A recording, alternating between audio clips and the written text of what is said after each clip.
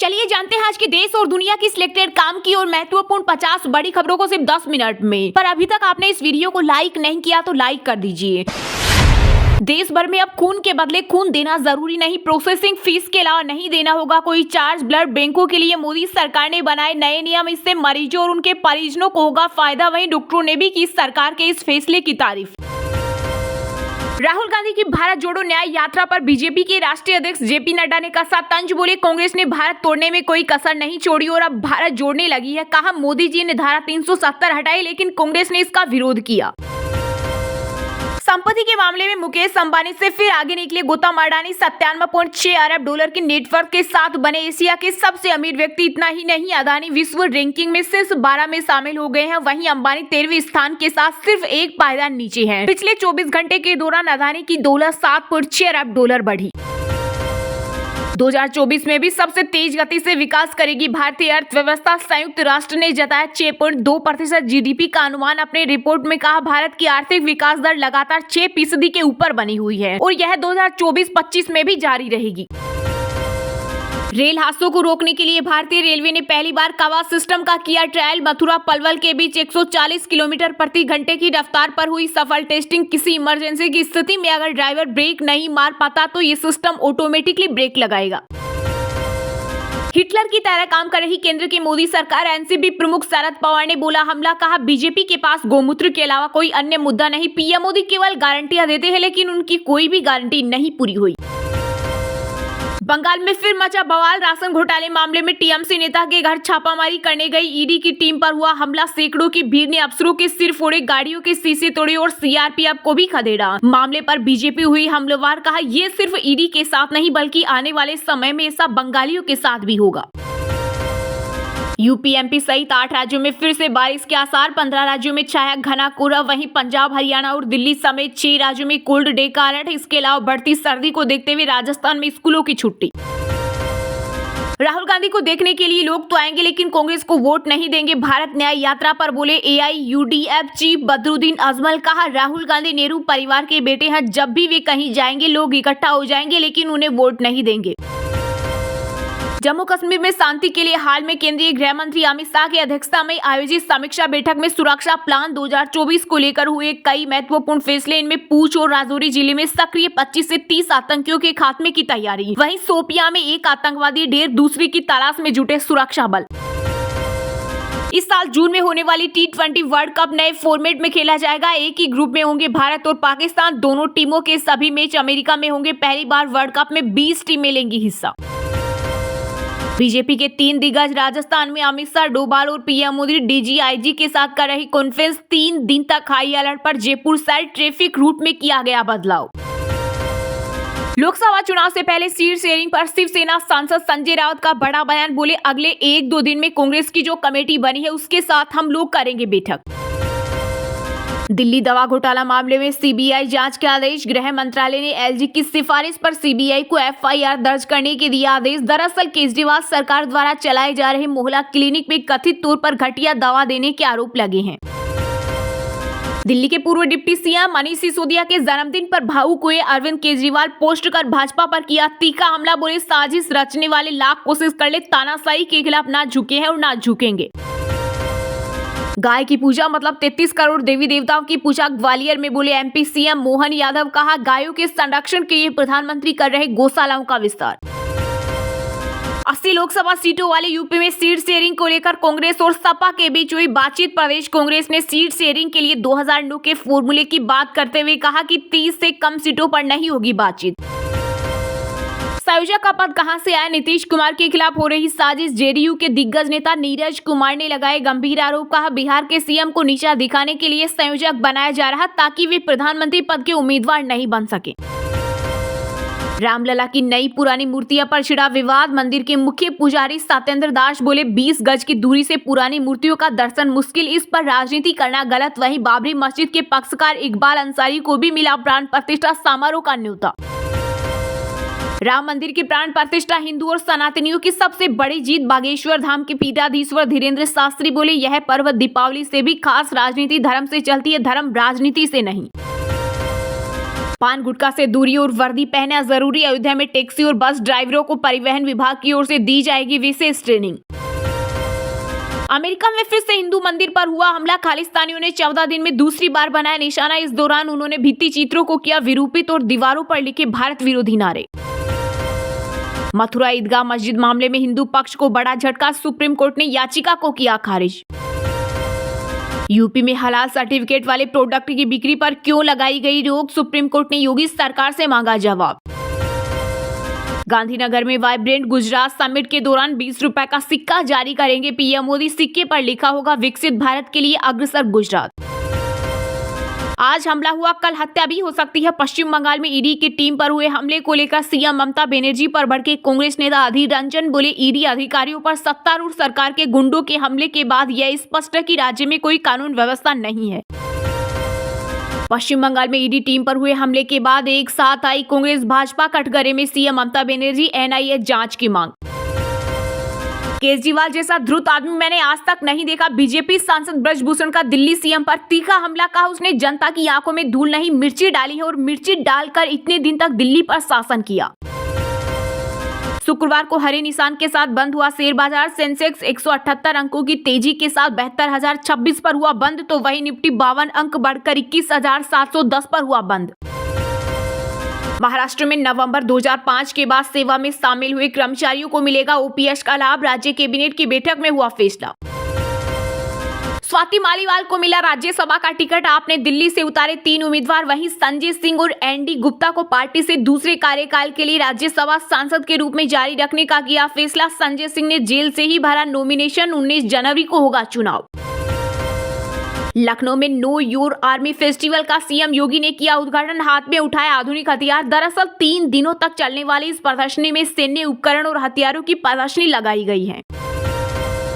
कोलकाता में मौजूद देश के सबसे बड़े इंडियन म्यूजियम को बम से उड़ाने की मिली धमकी। टेरराइजर्स 111 नाम के ग्रुप ने भेजा मेल। म्यूजियम में फिलहाल लोगों को एंट्री पर लगी रोक। यूपी में देर रात हुआ बड़ा प्रशासनिक फेरबदल। 11 जिलों के बदले कप्तान। इसके अलावा योगी सरकार ने 18 आईपीएस अधिकारियों का भी किया तबादला।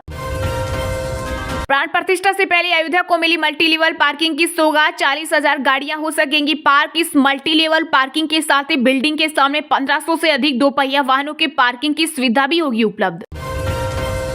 बंगाल में किसी भी हाल में लागू नहीं होगा सीएए। टीएमसी ने भाजपा पर लगाए लोगों को गुमराह करने का आरोप। कहा, केंद्र ने कानून तो पारित कर दिया लेकिन वे अब तक नियम नहीं बना पाए। यह कुछ नहीं बल्कि लोकसभा चुनाव से पहले लोगों को बेवकूफ बनाने की कोशिश। राजस्थान के मुख्यमंत्री भजनलाल शर्मा ने मंत्रियों को विभागों का किया बंटवारा। गृह विभाग सीएम शर्मा के पास, वहीं दिया को वित्त और बेरवा को परिवहन। इसके अलावा किरोड़ी लाल को ग्रामीण विकास मंत्री का विभाग दिया गया। देश भर में डरा रहा कोरोना। पिछले 24 घंटे में संक्रमण से 12 लोगों की हुई मौत। वहीं इस दौरान 761 नए केस मिले। कर्नाटक की हालत सबसे ज्यादा खराब। कोविड के 298 नए केस मिले। सोमालिया तट के पास हाईजैक हुआ जहाज। चालक दल में 15 भारतीय क्रू मेंबर भी सवार। सीप पर हथियार लेकर उतरे 5 से 6 लोग। नौसेना ने आईएनएस चेन्नई को किया रवाना। समुद्री लुटेरों की तलाश जारी। बहुत बड़ी राम भक्त बनती हो, 72 घंटे में परिवार समेत जान से मार देंगे। अलीगढ़ में भाजपा नेत्री रूबी आसिफ खान को पूजा करने पर मिली जान से मारने की धमकी। पूर्व भारतीय नौसैनिकों के पास अपील करने के लिए 60 दिन कतर ने मौत की सजा को कैद में बदला था। वहीं सरकार नौसैनिकों के परिवारों के संपर्क में। पीएम मोदी गुजरात के वडनगर में स्थित जिस स्कूल में पढ़े वहां अब देश भर के छात्र कर सकेंगे दूरा। रजिस्ट्रेशन के लिए ऑनलाइन पोर्टल हुआ शुरू।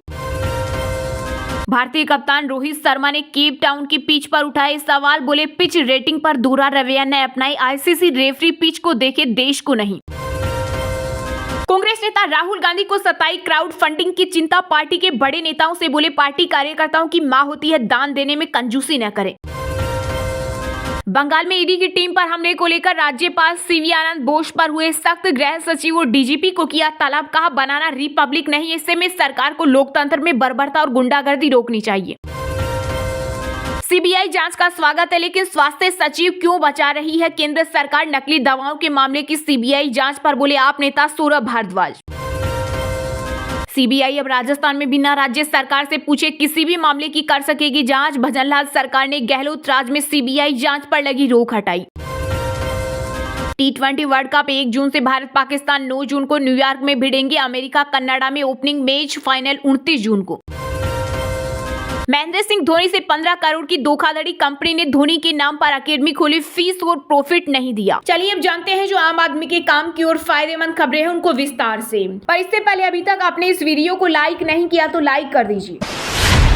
देश भर में अब खून के बदले खून देना जरूरी नहीं, प्रोसेसिंग फीस के अलावा नहीं देना होगा कोई चार्ज। ब्लड बैंकों के लिए मोदी सरकार ने बनाए नए नियम, इससे मरीजों और उनके परिजनों को होगा फायदा। वहीं चिकित्सकों ने भी की सरकार के इस फैसले की तारीफ। जी हां, अस्पताल और प्राइवेट ब्लड बैंक में ब्लड देने के बदले मोटी रकम वसूलने वालों के ऊपर लगाम कसने के लिए केंद्र की मोदी सरकार ने बड़ा फैसला किया है। सरकार के इस नए फैसले के तहत ब्लड बैंक या अस्पताल से खून लेने पर अब प्रोसेसिंग शुल्क के अलावा किसी तरह का कोई चार्ज नहीं लगेगा। सरकार ने निर्देश में कहा है कि खून बेचने के लिए नहीं होता है। इस बारे में पूरे देश के ब्लड बैंकों को यह एडवाइजरी जारी कर दी गई है। केंद्रीय औषधि मानक नियंत्रण संगठन ने सभी राज्यों और केंद्र शासित प्रदेशों को इस फैसले के साथ नेशनल ब्लड ट्रांसफ्यूजन काउंसिल के संशोधित दिशा निर्देशों का पालन करने को कहा। अभी रक्तदान न करने की हालत में निजी अस्पताल और ब्लड बैंक औसतन 2 से 6 हजार रुपए प्रति यूनिट वसूलते हैं। वहीं ब्लड की कमी या दुर्लभ ब्लड ग्रुप के मामले में यह शुल्क 10,000 रुपए से ज्यादा है। नए दिशा निर्देशों के मुताबिक अब इस तरह की वसूली नहीं होगी, सिर्फ प्रोसेसिंग शुल्क वसूला जाएगा जो रक्त या रक्त घटकों के लिए 250 से 1550 रुपए के बीच होगा। चिकित्सा विशेषज्ञों के मुताबिक सरकार के इस फैसले से रोगियों को लाभ होगा, खासकर उन रोगियों को जो थैलेसीमिया, सिकल सेल एनीमिया जैसे रक्त विकारों के कारण नियमित रक्त संक्रमण से गुजरते हैं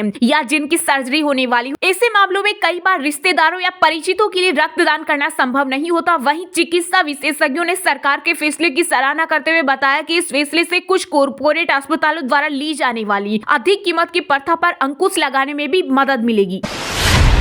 80 लोकसभा सीटों वाले यूपी में सीट शेयरिंग को लेकर कांग्रेस और सपा के बीच हुई बातचीत। प्रदेश कांग्रेस ने सीट शेयरिंग के लिए 2009 के फॉर्मूले की बात करते हुए कहा कि 30 से कम सीटों पर नहीं होगी बातचीत। जी हां, लोकसभा चुनाव होने में अब कुछ ही महीने दूर हैं और विपक्षी खेमे में सीट शेयरिंग को लेकर मंथन का दौर भी तेज हो गया है। सबकी नजरें उत्तर प्रदेश पर है। 80 लोकसभा सीटों वाले यूपी में समाजवादी पार्टी और कांग्रेस के बीच सीटों का बंटवारा कैसे होगा, नजरें इस पर भी है। पहले ऐसी खबर थी कि यूपी कांग्रेस सूबे की 40 सीटों पर चुनाव लड़ने के लिए दावेदारी कर रही है, लेकिन पार्टी के तेवर अब कुछ नरम पड़ते नजर आ रहे हैं। वहीं अब खबर है कि कांग्रेस यूपी की 80 में से 25 सीटों पर चुनाव लड़ने के लिए दावेदारी करेगी। कांग्रेस सूत्रों के मुताबिक पार्टी की प्रदेश इकाई ने सूबे की उन संभावित सीटों को चिन्हित कर लिया है जहां पार्टी की स्थिति मजबूत है और वह चुनाव जीत सकती है। वहीं कांग्रेस ने सपा के साथ सीट शेयरिंग को लेकर बातचीत के लिए भी फ्रेमवर्क बना लिया है। यूपी कांग्रेस के नेतृत्व के मुताबिक सपा से 30 सीटों से कम पर बात नहीं होगी। हालांकि कांग्रेस के शीर्ष नेता 25 सीटों को लेकर बात करने की बात कर रहे हैं। कांग्रेस की तैयारियां भी इसी दिशा में बढ़ती नजर आ रही है। 14 जनवरी को मणिपुर से शुरू होने वाली भारत जोड़ो न्याय यात्रा का रूट देखे तो